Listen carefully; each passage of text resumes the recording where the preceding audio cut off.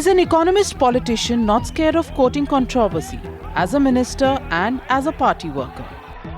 Jairam Ramesh is one minister who wears his agenda on his sleeve. In fact, this board outside his ministry, in Krishi Bhavan, the Rural Development Ministry, has the budget allocations for the rural development sector.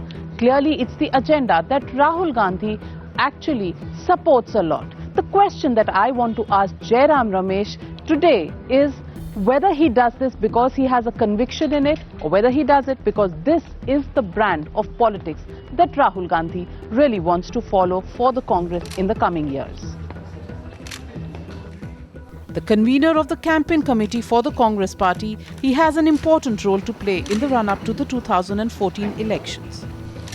He is somebody who actually thinks about the slogans for the party and makes a statement with this transparent glass door which is in his office, which gives everybody the sense that Jairam Ramesh stands for transparency in his work.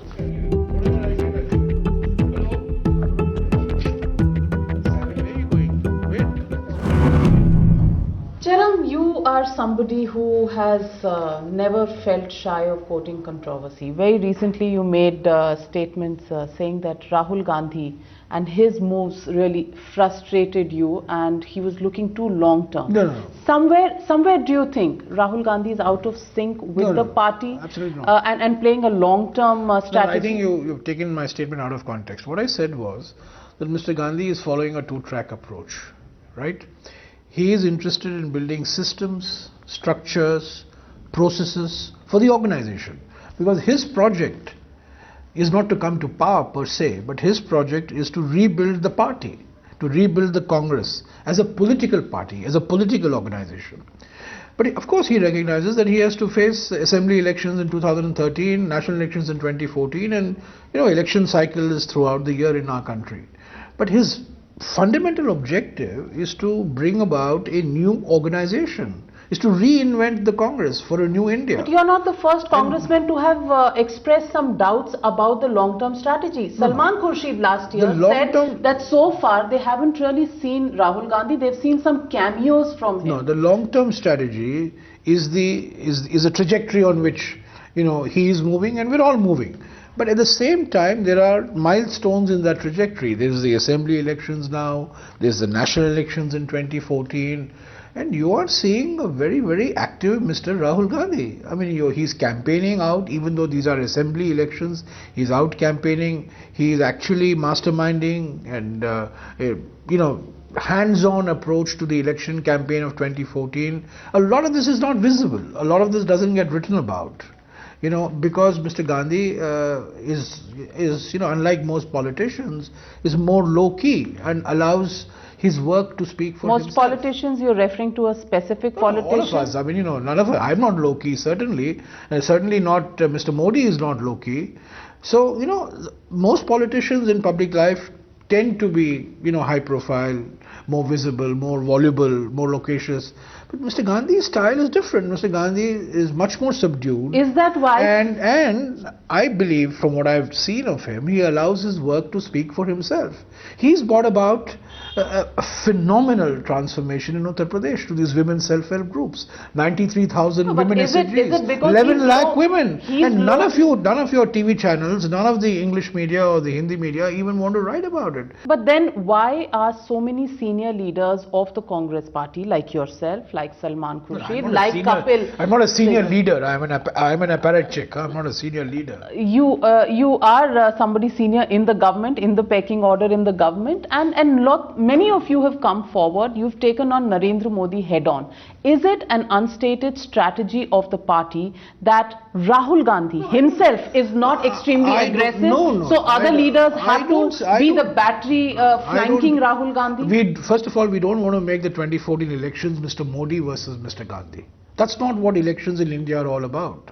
Elections in India are a contest between political parties, between their ideologies, their manifestos, their performance, their pledges. During Indira Gandhi's time also there were personality-based elections. The personalities are important.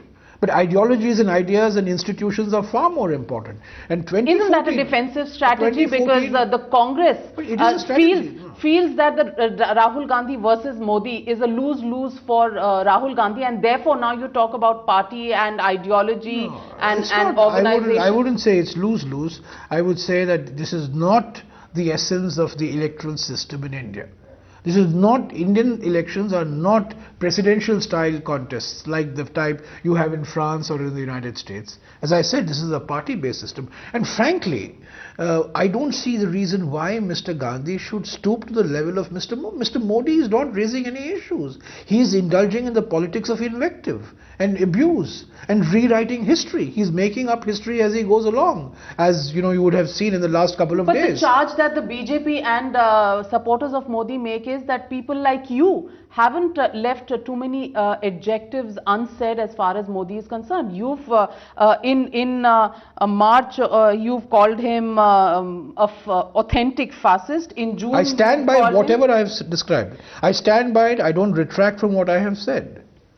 You've also called him a Nazi. You've likened his rise to the rise of the Nazis. I was asked what I think about him, and I expressed my view. I don't So you think he's Hitler? So that's politics of abuse. I don't. No, it's not politics of abuse. It's politics of history. Since Mr. Modi is very keen on history, you know, I just drew a historical parallel to what happened. So when in you Germany, say it when to social Modi, it's not abuse, political but when Modi autocracy says and economic something. liberalism merged to provide the destruction that Germany saw after the 1930s. When you say it, it's not abuse. When he says it, it's abuse. Is that the way the Congress looks at it? No, I don't see that. See, listen, I believe that these elections should be about ideas. It should be about performance. It should be about facts, figures.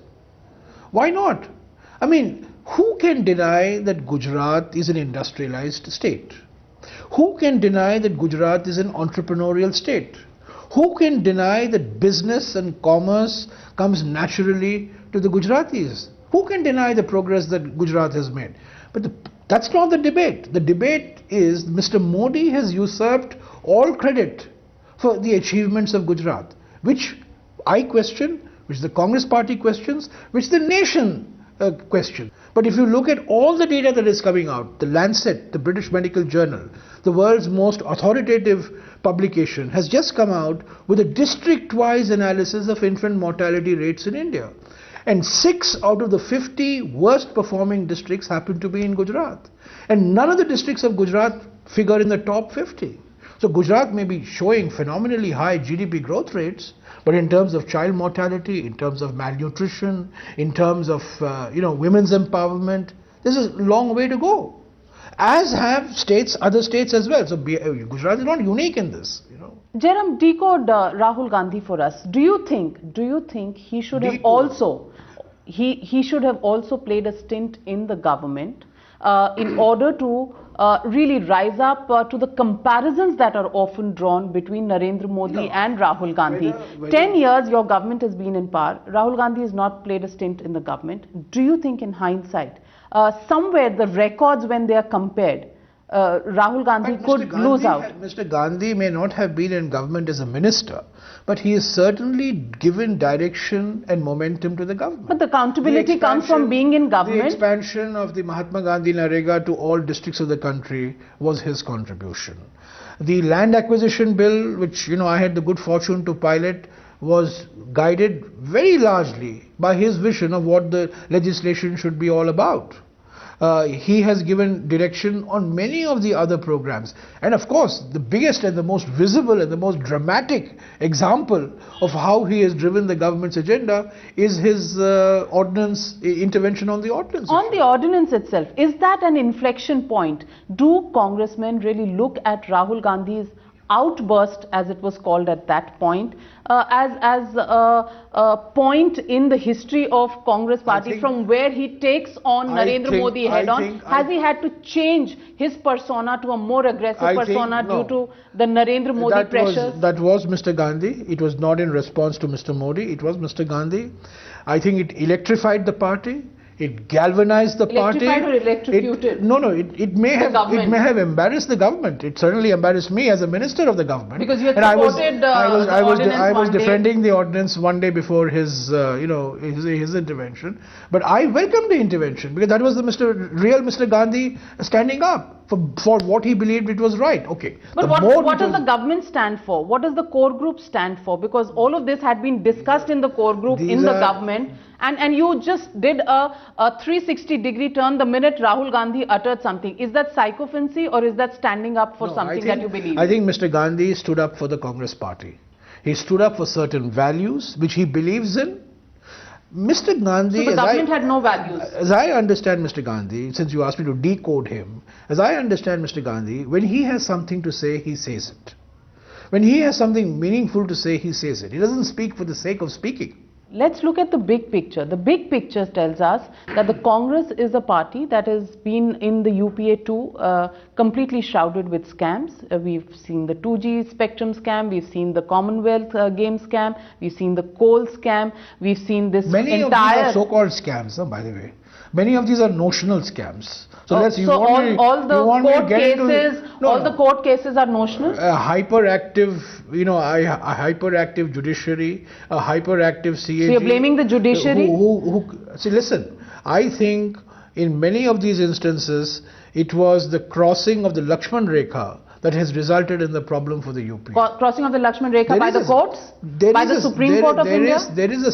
I do not think that the courts are competent enough or have the authority to determine what policy of the government of India should be. It's for the government of India to decide. If there is something wrong in the way the policy has been implemented, from a legal point of view, surely that's the responsibility of the courts. But how governance should be conducted?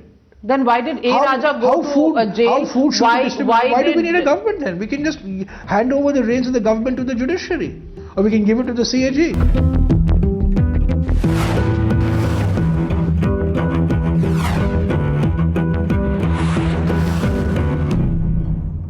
There are opinion polls that have been conducted. They show that there are more opinions than polls, by the way. More opinions than polls. That's the way the Congress wants to look at. So the solution to that, is if the going is not good for the Congress party, ban all opinion polls. I don't know who said ban opinion polls. Mr. Kapil Sibal certainly has not said it, and he's the person I think who has to. That's the impression that you have given in a letter to the Election Commission of India. I don't think that we should be banning. As the parties stand we should not be banning opinion polls. But the fact of the matter is, many opinion polls in our country, I have seen this. I have been associated with opinion polling for the last 25 years. There are good opinion polls and there are doctored opinion polls. There are independent opinion polls and there are opinion polls with a political agenda.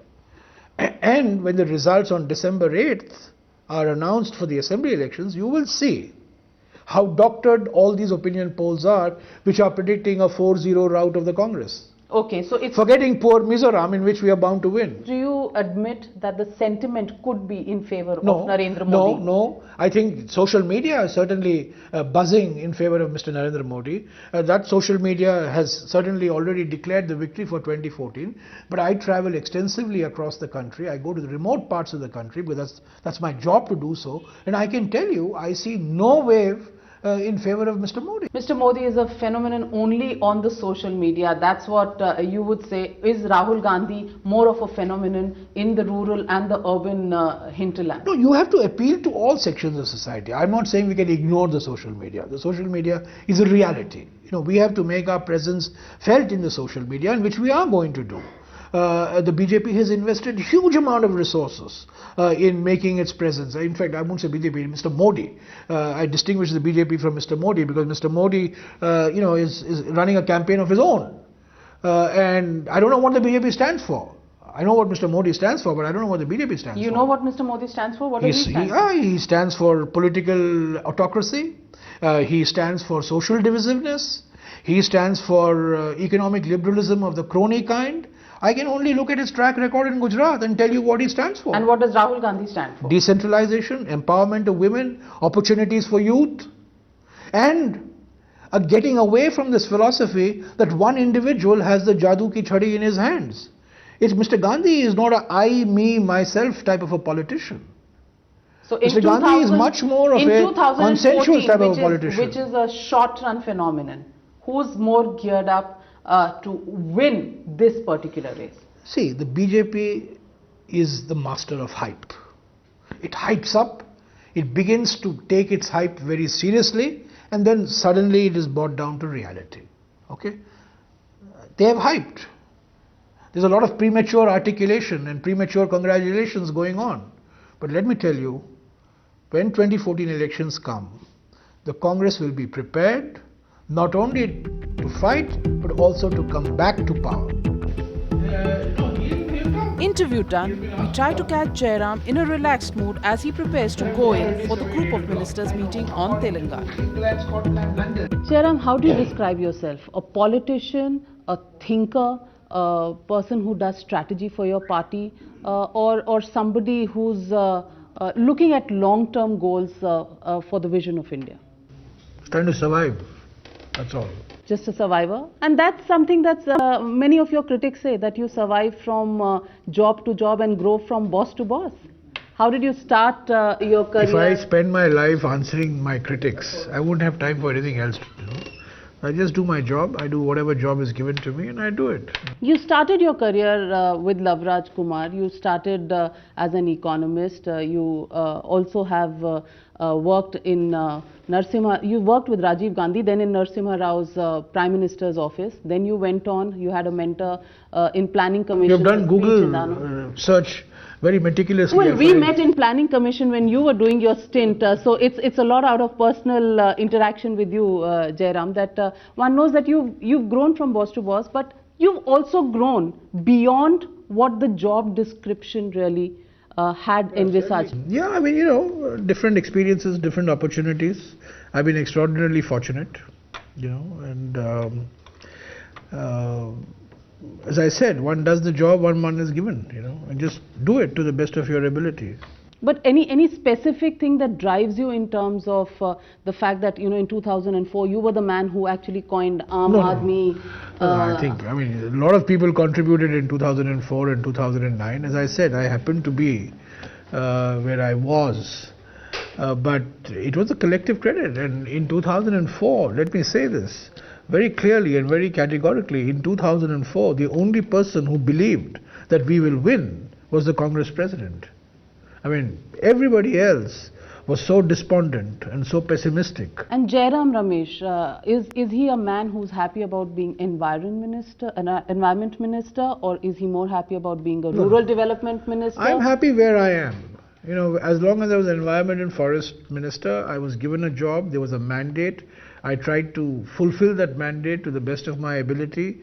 Including stalling investment? I pleased a lot of people. I displeased a few, whose investments may have got stalled as a result. And let me tell you, they got stalled only because they broke the law. You like being in the ministry, or you like being in the party where you have to write speeches, or you have to be the think tank for the next manifesto of the party? Which is the role that Jairam Ramesh likes? Well, I'm 59 and I'm about to be 60 next year.